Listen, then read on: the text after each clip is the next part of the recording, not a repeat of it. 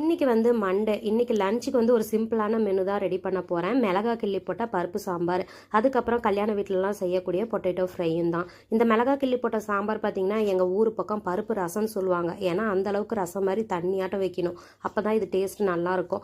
கடாயில் வந்து எண்ணெய் ஊற்றி கடுகு தாளிச்சிட்டு வெங்காயம் வரமிளகா கிள்ளி போட்டுட்டு அதுக்கப்புறம் கருவேப்பிலை இதெல்லாம் நல்லா வதக்கிட்டு வேக வச்ச பருப்பு சேர்த்துக்கணும். நல்லா தாராளமாக தண்ணி சேர்த்துக்கணும். கொஞ்சமாக புளி தண்ணி, தேவையான அளவு உப்பு. இது நல்லா 5 நிமிஷம் கொதி வந்ததும் லாஸ்ட்டாக கொத்தமல்லி இலை தூவி இறக்குனா சூப்பராக ரெடி ஆகிடும்.